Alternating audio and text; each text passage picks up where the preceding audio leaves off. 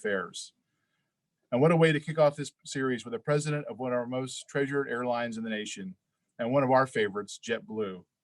Before I turn the program over to today's moderator, I'd like to thank the sponsors of this event, FPL and JetBlue, and the South Florida Business Journal, our annual series media sponsor. As a thank you for joining us today, the Business Journal would like to offer a special rate of 25% off a one-year print and digital subscription.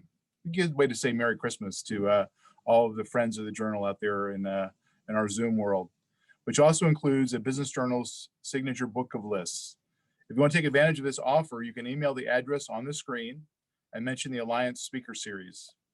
Also, catch the Business Journal's hospitality coverage by Matthew Rojas online and in today's print edition, including a story on plans by PGA National Resort and Spa to add 1.5 acres of amenities, a piece of the latest South Beach Hotel sold to an out-of-state buyer, and his retail roundup feature on the latest developments of some of the nation's noteworthy brands.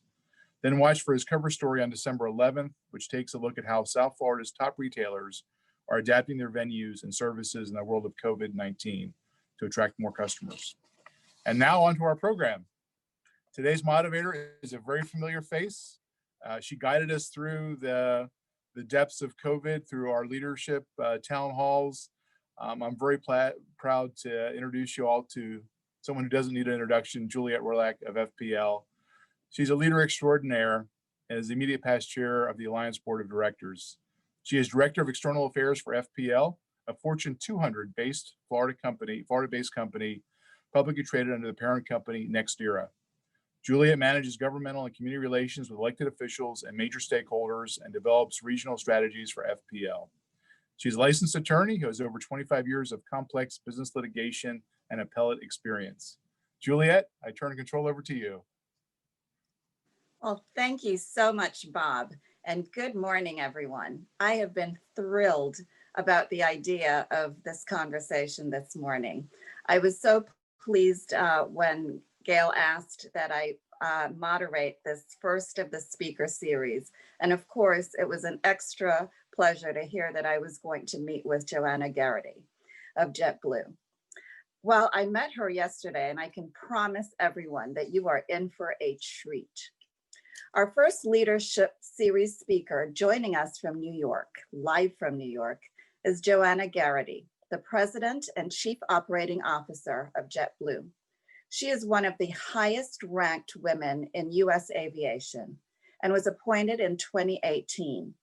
She manages the day-to-day airline operation, focusing on efforts to deliver a leading customer service experience, execute key structural cost initiatives, and enhance operational performance.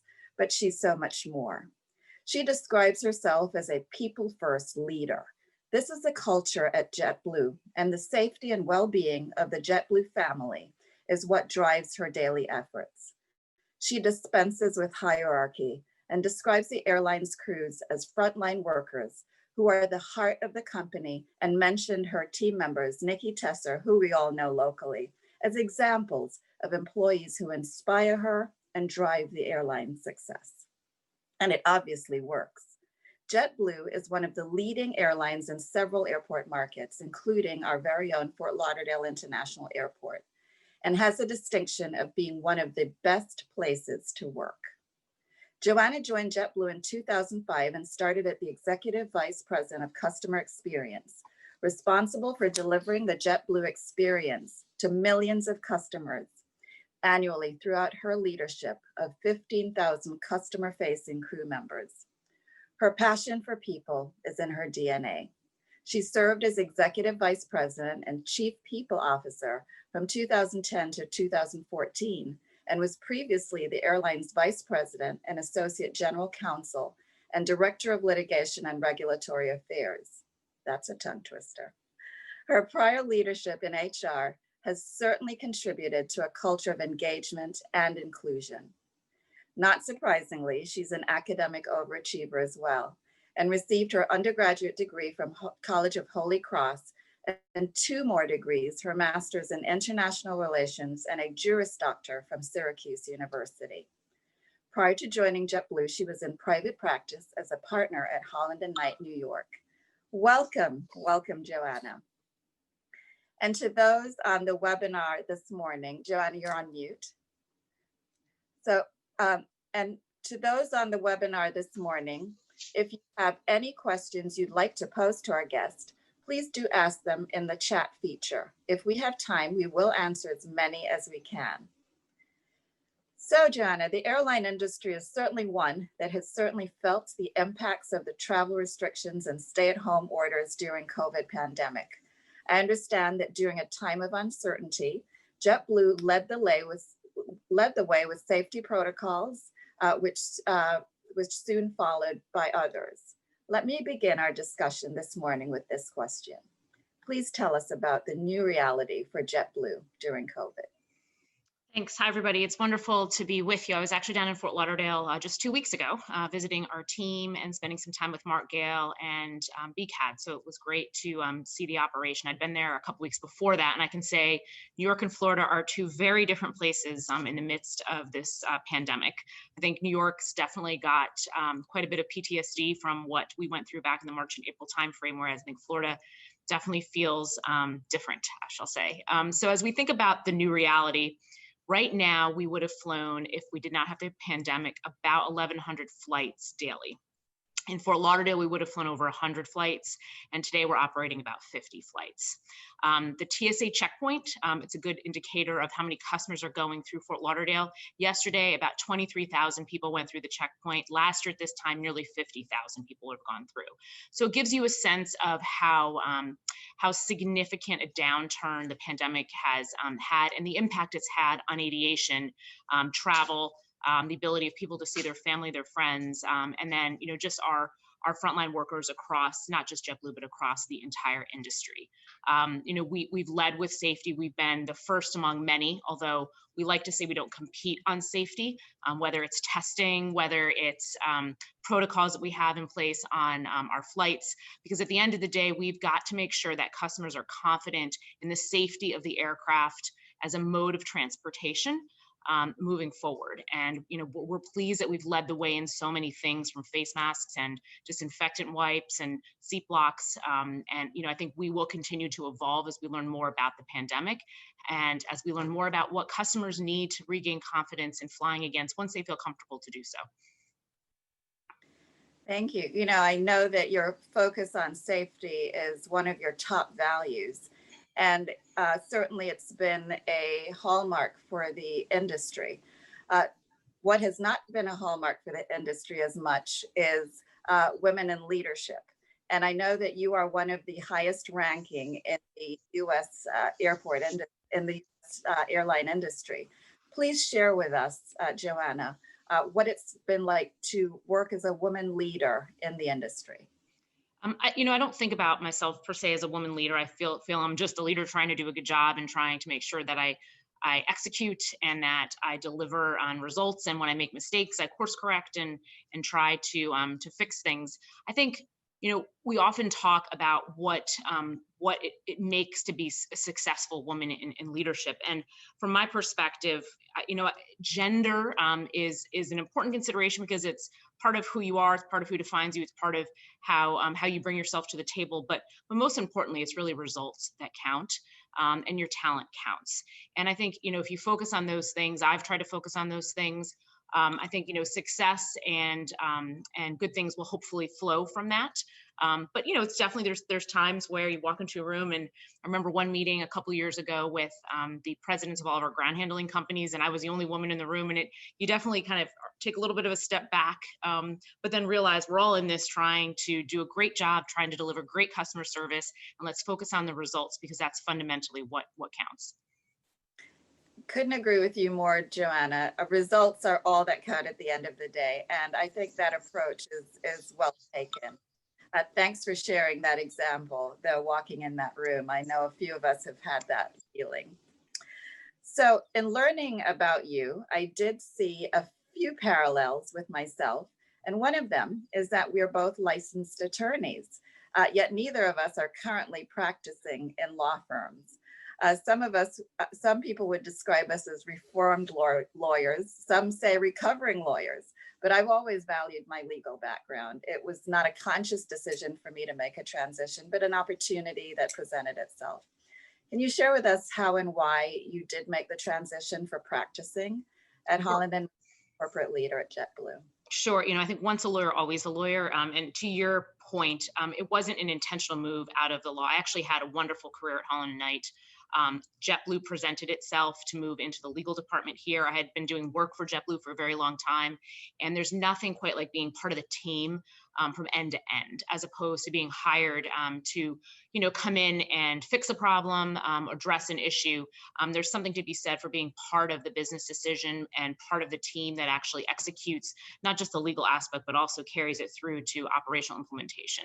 And so I was in the legal department for a very long time here, and still have great respect and admiration for everything that our lawyers do here. But an opportunity presented itself. Dave Barger, our former CEO, somebody who gave me a lot of opportunities along the way, asked if I would step in and run our HR team for an interim period of time. And I saw that as a great opportunity to really road test some of the things that I had learned as a leader, but more importantly, to have a bigger mark on the company and really get to influence the direction strategically of where the company was going from a cultural perspective, an operational perspective, and a labor perspective.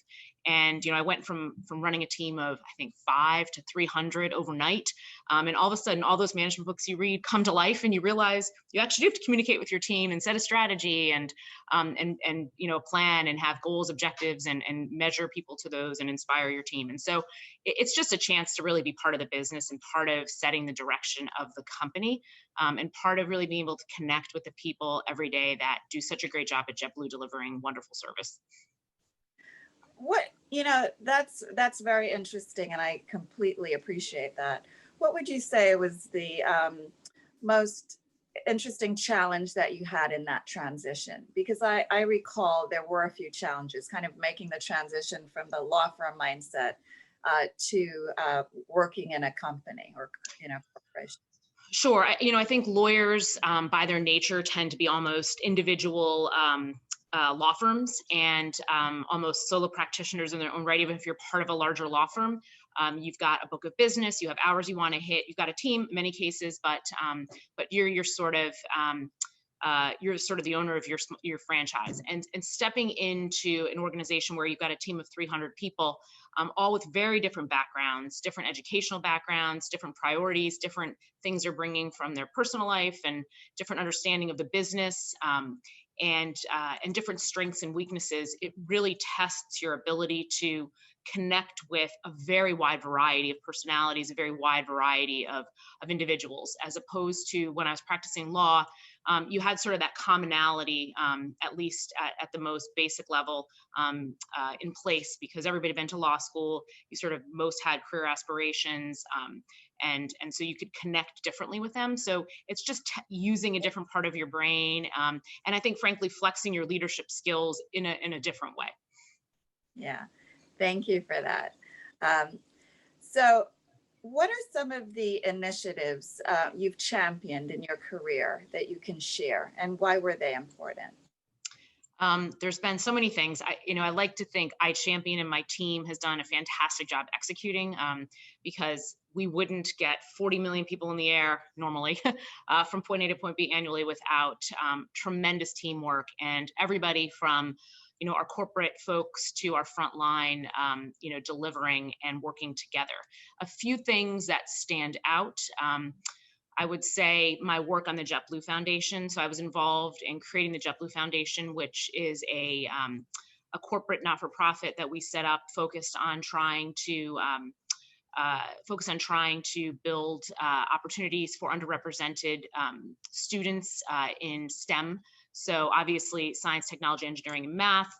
There's not enough women. There's not enough ethnic groups in those areas. And in this industry, we rely so heavily on that, whether it's the people who fly our planes, our engineers, or whether it's the folks who make our planes. And so, while a bit self-serving, because we would love to have more diversity in that field to help JetBlue, it's also a tremendous opportunity for students who, frankly, if they did not meet people that look like them and that expose them to these areas, might not ever think about a career in aviation or career in an airline manufacturer. And we've been involved in so many different programs, projects, and how rewarding it is to see the light just go on for students who never thought about having a career as an airline pilot, or having a career as, an engineer, and so, or a technical operations crew member. And so that's one thing I'm particularly proud of.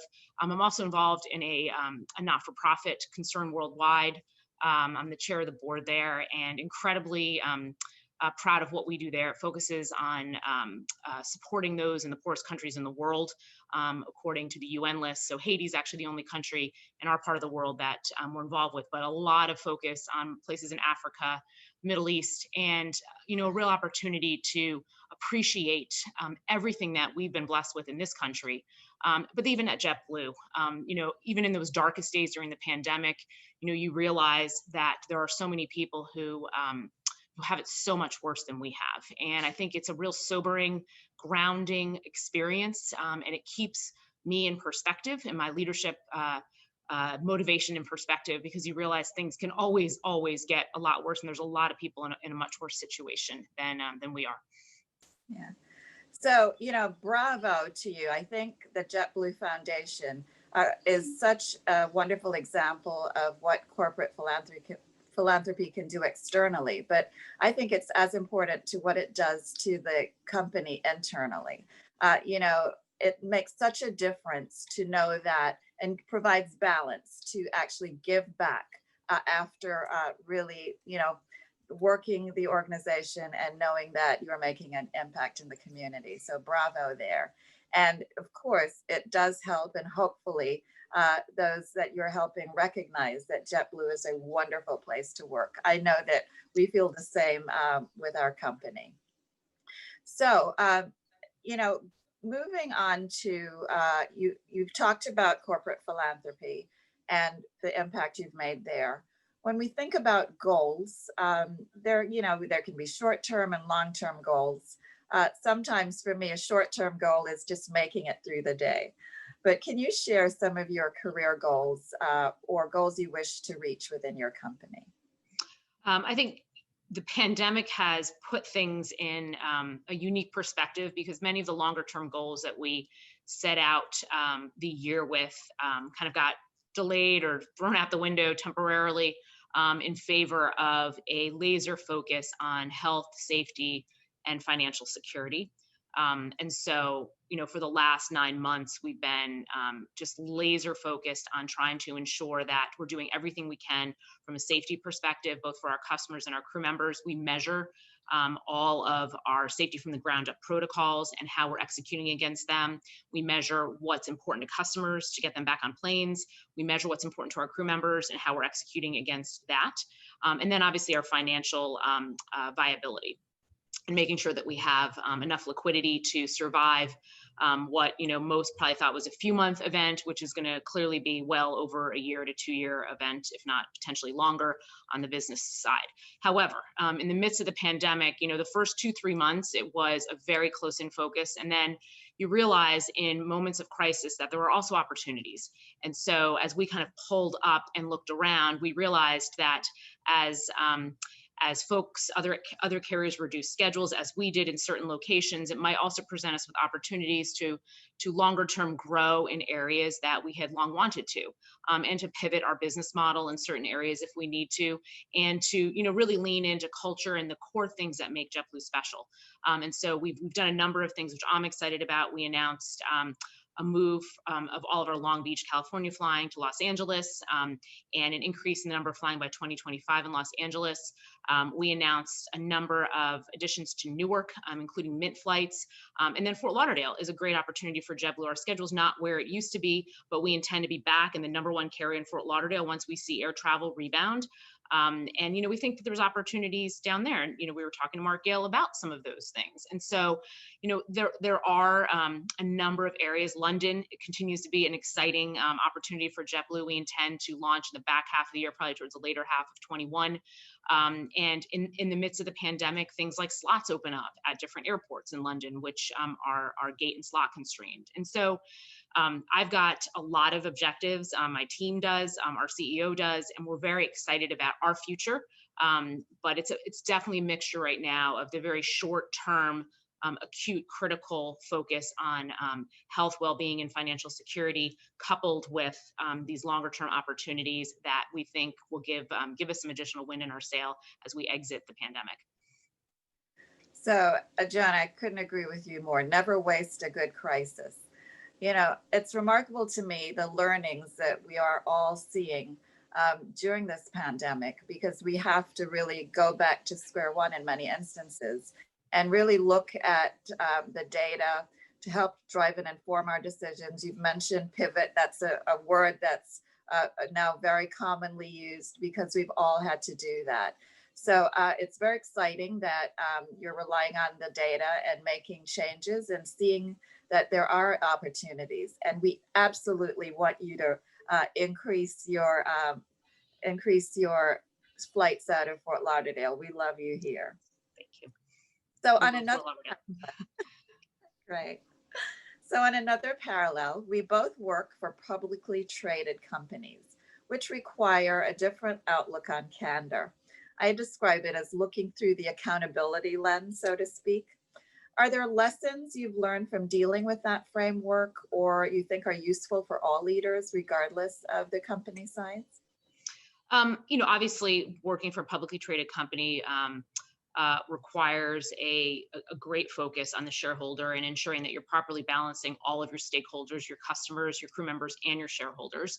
I think the piece that I've learned as I've just matured as a leader, obviously, is there are certain rules. You need to be careful about what you say, you know, tied to your quarterly earnings, and be very careful that you don't inadvertently restate or re-guide in any way, shape, or form outside of the earnings call. But I think, you know, candor, as much as you want to be incredibly candid, and I'm somebody who pretty much tells it like it is, you do need to be mindful of how things are framed and just the responsibility that you bring, because, you know, saying the wrong thing could potentially swing your stock price, and that's unintentional. And so I think it's a good thing, because as leaders, you know, we're in the public face. Our crew members look to us as, you know, speaking on behalf of the corporation. And I think that the guardrails that are put around how we hold ourselves, how we communicate externally are good things. Because at the end of the day, you want to make sure that everybody's operating from, whether it's your crew member, your customer, your shareholder, with nearly the same set of information. You want your crew members obviously to be more inside, because they're the ones that are executing and delivering your strategy. But in terms of the external stakeholders, you know, I think it's good for everybody to essentially hear the same thing at the same time. And the rules, I think, do a good job keeping you in check and making sure that that you don't stray from that.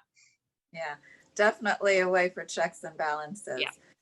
You know, so we find it interesting. We've noticed that shareholders and investors are having an increased interest in the social or corporate philanthropy that we do. And so I'm imagining that JetBlue is seeing much of the same. They very much care what we are doing externally. Have you found that to be true? Yeah, I actually think we led in this space, and we were ahead of this before many of our shareholders and many of our investors. Very proud of it. We actually held, now 3 years ago, I believe, an ESG dinner with all of the relevant institutional investors, analysts, and that was the first one many of them had ever been to. And I think these issues are incredibly important, whether it's the environment, whether it's diversity in hiring, diversity in sourcing, you know, whether it's some of the governance protocols around privacy, but these are really critical, important issues. And I think how a company behaves and how a company makes its money and how a company reacts to crisis, all of those things are just as important as delivering results, because you want to make sure how you get there is done in an ethical and responsible way. And so we're very proud of the I think the industry leading position that we've had in this space. Others are now coming along, which is fantastic to see, because it tends to lean more into the longer term shareholder who's interested in these issues. And so I think that's a good thing for everybody. It's a good thing for our customers. It's a good thing for our crew members, because hopefully you start focusing more on a longer term set of results. So that's wonderful, really wonderful. And, you know, it's even on that, we're seeing that employees, as we're recruiting, employees are interested in that information as well. I mean, we're hearing that in interviews, what do you do to give back to the community?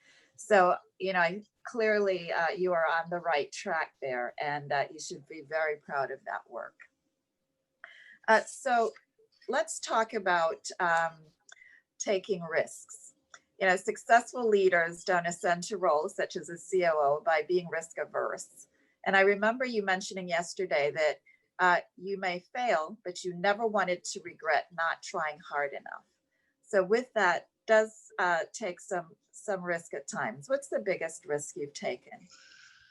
Oh, working for an airline during a pandemic. It's hard to get harder than that at this point in time. Yeah, I think to our conversation yesterday, I think the context was around what are those things that set leaders apart, and and I do think I never want to look back on my career and have regretted not working hard enough. I also try to tell my 12-year-old son this about schoolwork. Hopefully, it will start resonating a little bit more. But at the end of the day, we will all make mistakes as leaders. And I think the important thing is knowing that when you make a mistake, there's always a way to fix it, generally speaking. But you never want to look back and wish that you had worked harder, that you had solicited more feedback, that you had incorporated more voices around the table. I'm very much a collaborator. My team would probably say to a fault sometimes. But I think we make our best decisions when the subject matter experts are involved and when we have diverse thoughts and opinions around the table. And at some point, you do have to make a call. But I feel that if you've done your best to kind of flush out all the various views, you will make better and more informed decisions and hopefully avoid mistakes. But you never want to look back and have regrets that you could have done something differently or tried harder. And the great thing, Joanna, about that collaborative approach is you get buy-in and consensus, and everybody is reading from the same page. Correct. Yep. So correct. That certainly is a great approach. It makes the change management much easier. Yeah. Absolutely. Absolutely. So you've talked about some of your leadership style, that being collaborative. What advice would you give someone going into a leadership position for the first time? A few things. I think obviously in this industry, as a woman, it's a little bit different, but I think first I would encourage diverse voices on your team. It's great to have everybody agree with you. It just makes things easier. But at the end of the day, I'm not sure you reach the best results when everybody thinks the same way. And if they're not on your team, find them around your company and pull them into the discussion so that as a new leader, you make sure that you are canvassing all of the experts out there. I think the other piece would be know what you don't know. Oftentimes new leaders will step into roles, and I think out of insecurity, they will try to make up for lack of knowledge by overcompensating and trying to convey that they know more than they may know. And I think that can be very dangerous. We've all done it. I've done it. But looking back, I think humility and being able to say, I don't know and I need help, and can somebody explain this to me, is a far better approach. And frankly, I think conveys a level of confidence that pretending you know something doesn't convey. And then I think giving timely and constructive feedback to your teams. I've always been of the view that I don't want anybody on my team to know where they don't stand at any moment in time. And I have a fantastic team. And I think when things go bump in the night, I will be very clear with my feedback to them, and hopefully do it in a timely way so that it's close into the event. And then, I think there's, the general leadership principle is empower your team, allow them to run with things, and don't micromanage. I probably micromanage a little bit too much, but that's, I think, in a pandemic, a little bit different because this is all new to all of us, and the ability to make decisions very quickly and execute very quickly has been critical. So we've had to centralize some of the decision making that ordinarily might have been flowed down to the team in a different way. Thank you for that. When you talk about being authentic and being transparent about not knowing what you don't know, and ask questions. Anecdotally, I recall when I was practicing, I was in trial with a judge who had recently been appointed. It was one of her first trials, and it was a multi-million-dollar trial of great import, a very huge litigation. And she, throughout the trial, was, this is my first trial. Yeah. I'm not sure of this is this correct? And this is what, and she ended up being one of the highest rated judges at the end of that year. So I say that to say that there is a lot of value in what you're sharing. Yeah, there is. And I think experts like to talk and like to convey that they're an expert. And so it gives them that chance to show their stuff, and that makes them feel good. So, so I think it works out. You've listed a number of recommendations, but is there one characteristic? Is there something that you would say a guiding that every leader should possess or desire to do? I don't know if there's one thing. I would say your team, whether it's the front line, whether it's the people that work for you, make sure that you're there for them. And I think the pandemic has brought that issue to an all new head, because for the first time in a long time, I think people's personal lives and their work lives collided, and in a way that brought it all to the table at once. And leaders couldn't ignore the fact that they had somebody working for them who had, an elderly parent living in their home, or somebody who worked for them had young children at home and dealing with the struggles of having kids at home, not going to school. And so I think if you know your team and know what they're going through, it makes you a better leader at the end of the day. And it allows you to understand the obstacles in their way of doing a good job, but also what are the things that you need to do to set them up for success. And I think that makes for a very empathetic leader, and a leader in touch with the reality that we're all human and we all have a lot of stuff going on, and work and personal blend in ways that perhaps before the pandemic did not. I'd like to think before the pandemic I was pretty in tune with my team, and our front line, although obviously with over 20,000 people, not necessarily one-on-one with the front line, but an ability to connect with people and put yourself in their shoes, and walk a mile and realize what things are going to need to get the job done. Yeah. So that really resonates with me. And I recall yesterday, and I mentioned it earlier, that you want to dispense with hierarchy. Mm-hmm. And that's so different than, how when I first started out, that, leaders did not really talk to those who were subordinate or employees. And it sounds very much that you have a very people-centric and people-focused value-based system there. And that's remarkable. Yeah, we absolutely do. I mean, I think what's been interesting during the pandemic, which has I think tested it somewhat, is the frontline essential worker issue, where our frontline crew members cannot work from home, and our corporate crew members and working from home. And that's actually been an interesting bit of tension, I think, that's playing out currently in our organization. And I think in many organizations, where if you can do your job from home, I want to work from home. Right. But those who are on the front line, quite literally carrying this airline on their backs, don't have that ability because of the nature of their job. And so, we try so hard to not have a hierarchical culture here. And this notion of work from home has almost become a bit of a hierarchy, so to speak. And so we are presently navigating that and trying to understand the perspectives of everybody, because you obviously want to make sure you have great talent in your corporate offices. And if the Facebooks and the Googles of the world are saying you never have to come back to work ever, ever, ever again, you can work in your home, in the cave, in whatever little town, you want to work in, that's not what we do. And that's not the kind of business that we have, but we need to make sure that our corporate crew members feel equally motivated to come to the office and support those who support customers in the front line. Oh my goodness. Yeah. I mean, that's very insightful. And I can absolutely see that phenomenon occurring. Yeah, it's another challenge yet for you during this time. So let's talk about what Joanna's day looks like. What does your day look like?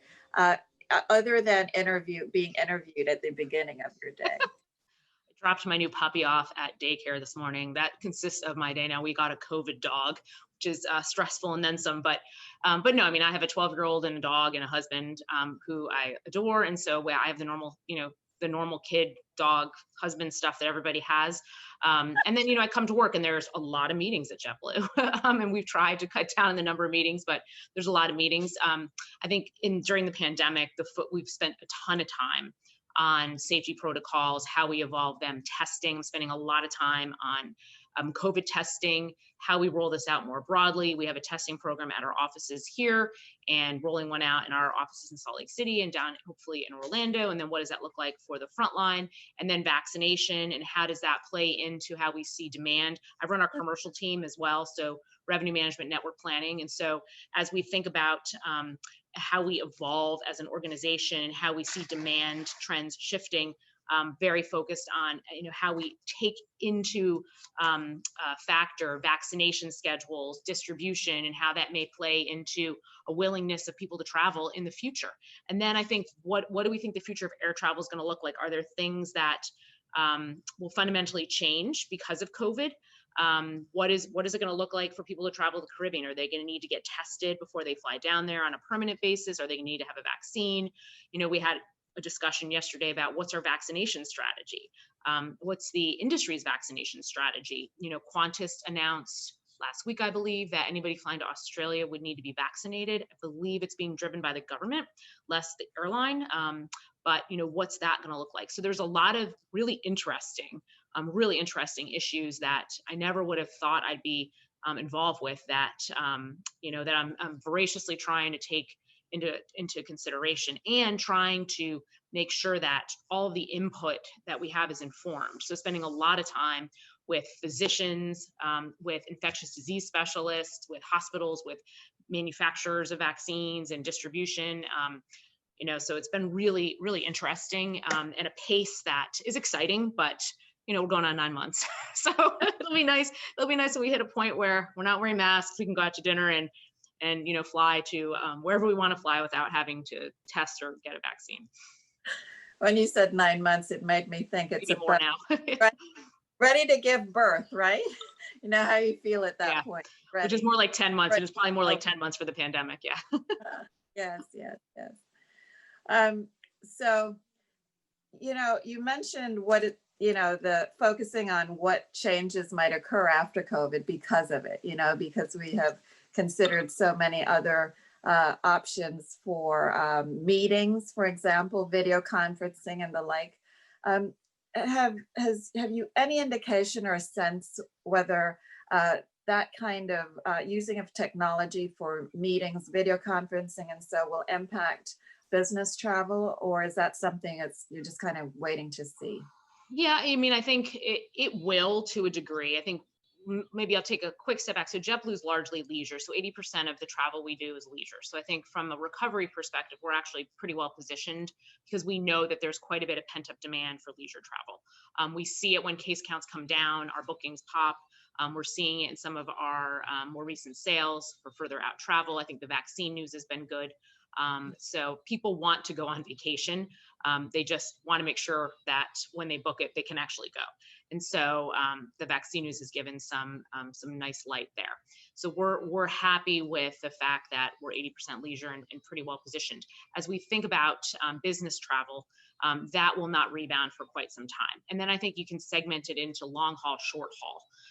I do think the era of I'm going to fly to Boston for a 1 hour meeting, that probably will be impacted, because I do think we've shown that these quick touch points of in-person on Zoom can be fairly effective, although it is absolutely not a replacement for building that relationship and that personal touch point. And I've had a number of in-person meetings throughout the pandemic as we've traveled the system, just given the kind of critical nature of our business. And I think most of the meetings are actually the first in-person meetings many of these people have had. And it's not a replacement, Zoom, for that in-person meeting. You miss the kind of easy back and forth. You miss the meeting after the meeting. You miss the social touch points, and you miss just feeling that you're being in the presence of people. There's still this transactional component to Zoom that that's not there. I mean, I think about this. It would be great to meet many of the people who are participating. That's not going to happen. And so, those are impediments, I think, for the longer term that mean Zoom is not a replacement for business travel. That said, the era of 15 flights a day from Boston to LaGuardia, I think that will probably change, at least in the short term, if not potentially longer term. So we have talked about the potential impacts of technology on the rate of travel or extent of travel. How about the future of technology in the travel industry, in the aviation industry? We're talking about people even going into airports, being able to take their temperature screenings, all of these facts that are being implemented at airports. What do you see, or can you share with us any trends that you are aware of for technology in aviation? Sure. I think there's a number of areas. First, I think how we use data will inform personalization much more broadly. So think about how Amazon personalizes so much. Airlines have historically not done a great job there. It's much more difficult given how the systems aren't largely integrated. And so we think there's a tremendous opportunity there, and are leaning into that space. As you think about the airport environment, biometrics continues to be an area that we're focused on. We were the first airline to launch biometric boarding. This is now 2 to 3 years ago in Boston, and then down in JFK and in Orlando, and for international flights. And it's fantastic because it's a really seamless experience. You show your face, you get on board. Now, there are privacy considerations to that, and not everybody's comfortable with that. And I think the notion of privacy is going to be something that we continue to wrestle with, because we do have such capabilities now. And then how do you integrate potentially health considerations into that? Vaccines, health passports. I think that's an area that we're watching closely. We're not sure exactly where it's going to go. It's hard to know right now if the pandemic will completely change how people view healthy travel, or if things will largely bounce back to what it was pre-pandemic with the vaccine. But we just announced a partnership with Common Pass, so that we are staying abreast of those issues and can understand how that plays into things. We have a technology company out in Silicon Valley, so we do spend quite a bit of time with them, trying to make sure that that we're focused on the right technologies in the travel space, whether it's with JetBlue Travel Products, which is our company based in Fort Lauderdale. Andres Berry runs that. I know Bob and Andres are on the phone. It's a vacation product, which is fantastic, and doing actually quite well during the pandemic, all things considered, because people are wanting to go on vacation. And this particular product has a concierge service wrapped around it, so that people feel very secure when they do it. Or whether it's new products and offerings for airline customers. If you get on a JetBlue flight, a certain percentage of our fleet sit in your seat back. It'll actually have your name on the seat back screen. So it would say, welcome Juliet. And you can put your personal information in, and it can save the movie that you wanted to watch from the last flight when you get on your next flight. So it's pretty cool. There's a lot of stuff out there. That's great. Yeah, it's amazing. Technology is both disrupting and assisting. It's really remarkable, the different applications that we're finding, but those sound very exciting. Yeah. All right. So I'm going to kind of just ask you some questions that have been coming in. Sure. Well, first of all, could you share with us whether you've a role model or mentor who you've had in your life, and like what impact they've made? I think my husband has probably been my biggest role model and mentor. He's somebody who never thought that there was any limits to what I could potentially do, and always said, well, why not try it? Why not try it? And I'm not sure, had I married somebody else or not married him, or had not met him, that I would have always taken some of the chances I took. I think generally men are far better at raising their hand and jumping in when they have very little experience. I think women tend to look at all of the expectations on the job spec and make sure, well, I meet them all, because if I don't meet them all, then I can't do the job. And he was somebody who really encouraged me to take those leaps of faith, and had a ton of confidence in what I could do, and frankly made me feel more confident potentially what I could do as well. So he's been a tremendous cheerleader slash advocate for me behind the scenes. That's fantastic, Joanna. I think you mentioned, is he a lawyer also at Holland and Knight? He is, yeah, yep. That's great. So, I always am asked the question, about work-life balance. And I often say the biggest factor is a great communication with your spouse and family and their understanding and support. That to me is foundational for work-life balance. What are your thoughts on work-life balance? I don't think there is work-life balance. I think there's work, there's life, and they blend. I think if you love what you do, it doesn't feel like work. I think you love your family. It sometimes feels like work still. No, you love your family.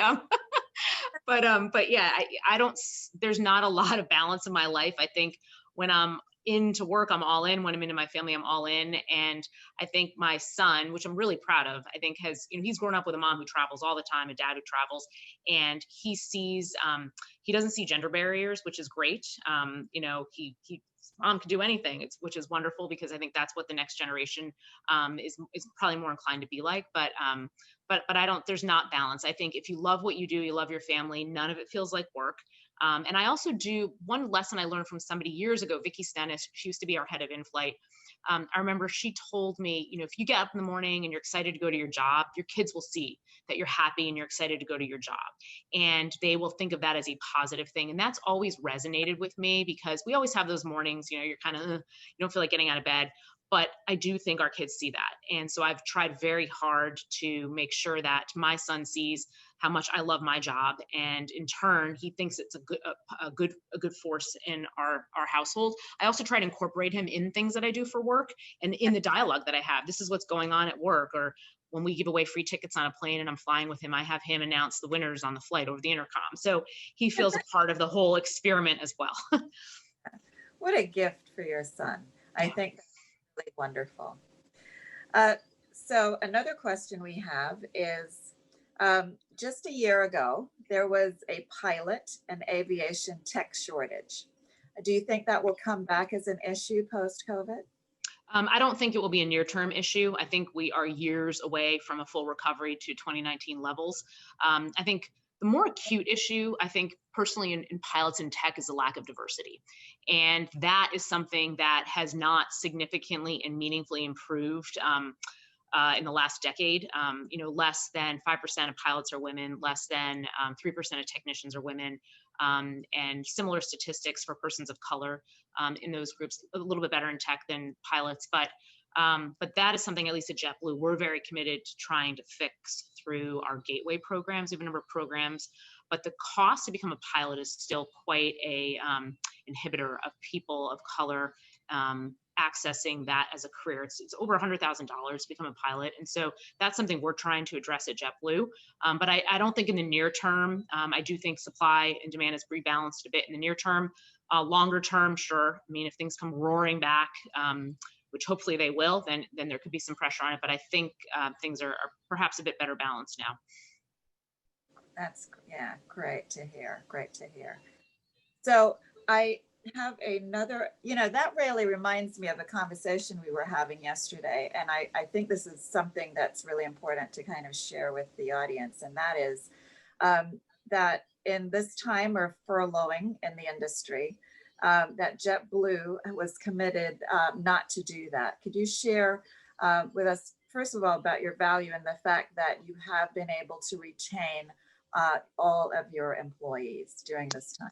Yeah, I mean, this has been, as we all know, an incredibly challenging time. Think about just recovery. We're a very far way away from meaningful recovery. And as we look at our people, we obviously don't have anywhere near the number of flights for the amount of people we have and the amount of work that needs to be done.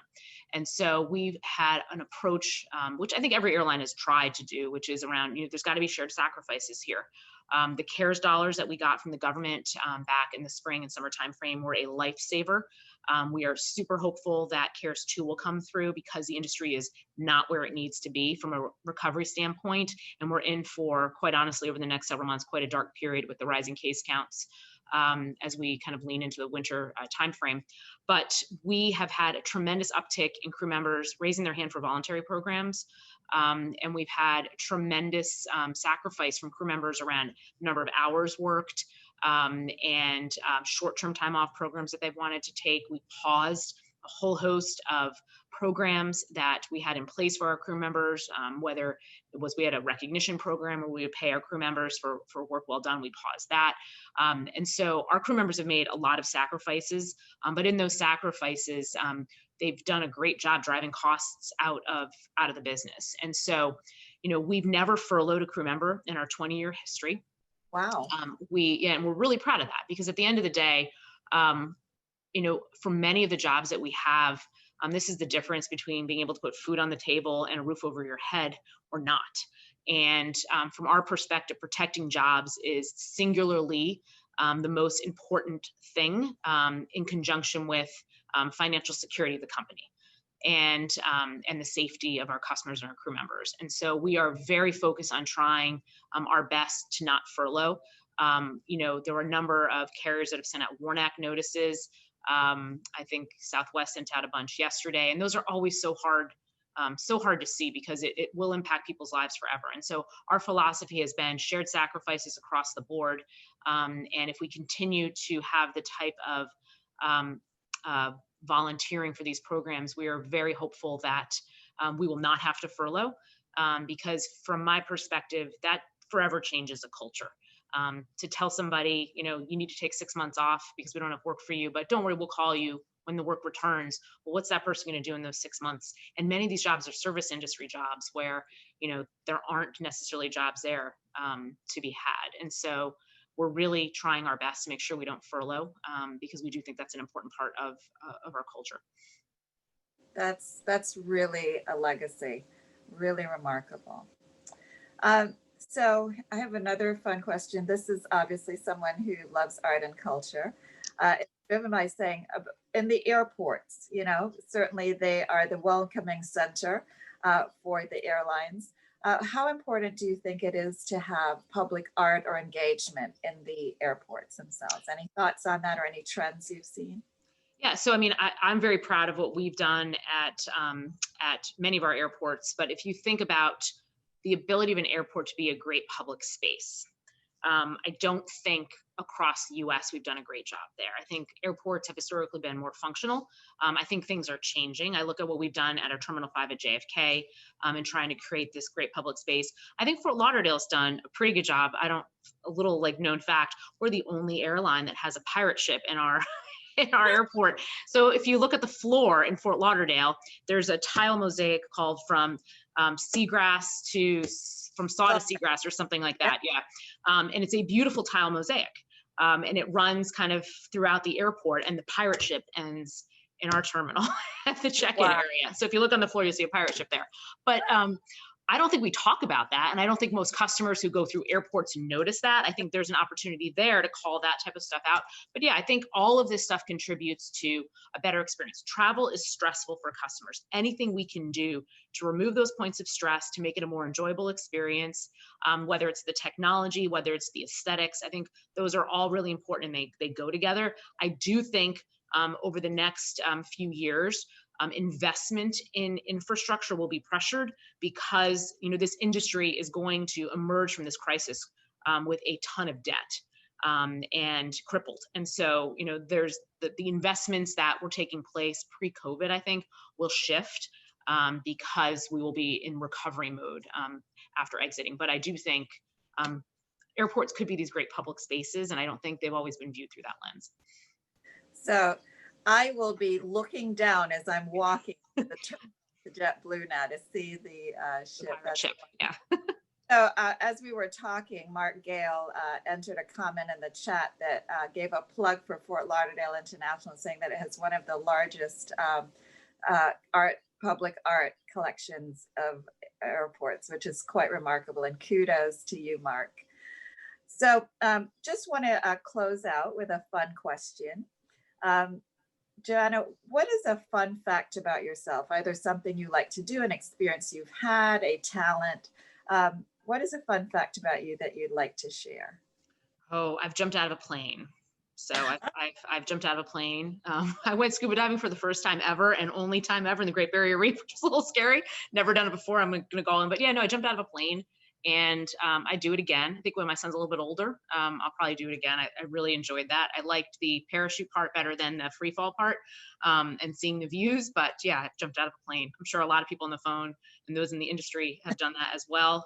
But yeah, I've jumped. So I have a little bit of a adventuresome streak in me. So that's funny. That's on my bucket list. So I'm inspired. My husband has been like very reticent to have me go, but that is something I really want to do. And by the way, that could have been an answer to what was your greatest risk taken. That's true. Joanna, this has just been a tremendous experience for me, and I know for the audience. You've been so open, so authentic. You've really shared, as I predicted, it was both a wonderful and illuminating conversation. Thank you for being such an amazing and candid guest. Your passion for your work, your sense of humor and talent really resonated with all of us. And I'm officially a Joanna Geraghty. Well, thank you. I'm a Juliet fan. Thank you for the time. And again, we look forward to being back in full force in Fort Lauderdale, Hollywood. And thanks, to your team and just the whole support of the business community in Fort Lauderdale. You've been a tremendous partner for us. And we look forward to making it through this pandemic and opening even more new cities and bringing more Mint flying and you name it to Fort Lauderdale. Thank you. Back to you, Bob.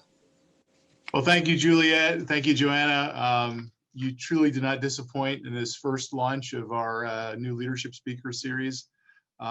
Really enjoyed Joanna talking about mentorship and just providing an example by being who you are. And it's an important aspect of how we work with young people. Sam Robin is our current chair, followed in Juliet's big shoes. But he's had students actually from my alma mater high school out at National Jet. And the first time out, he had about 35 high school seniors talking about a career in aviation, and had two military pilots, a man and a woman, talking about how they came from modest means, but were able to pay for their pilot training by going through the U.S. military. So it was great for some of those students to think about that kind of career, but then also a career in aviation, whether it's in the maintenance or repair side or customer service side. It was really generous of Sam to do that. And then Andreas and Nikki Tesser, two of your local executives here for JetBlue, have been helping with a pilot, a virtual mentorship program with JetBlue employees for students in Broward County, and sharing with them just what their career paths were, candid and genuine conversations like this morning's, so students can sort of see themselves in someone else's role. And I think that your leadership and setting that example at the top really inspires your people to share, and just by doing what you're doing and in your career, your folks have really been helpful in South Florida. So thanks for all that you do for Fort Lauderdale and South Florida. Thanks again to our sponsors who are on the screen. Please be sure to join us for our next Alliance Leadership Speaker event, which will feature Matt Caldwell, President and CEO of the Florida Panthers, and an interview moderated by Andrew Bowers, Executive Director of Operations for the Seminole Tribe of Florida. We hope you have a great day and a wonderful weekend. My thanks again to Gail Bulfin and the Alliance team for all the behind-the-scenes work for this morning's first Speaker Series event. And Juliet, as always, thank you for doing an amazing job. We're so proud to be a part of you, and happy to have you as a part of the Alliance team.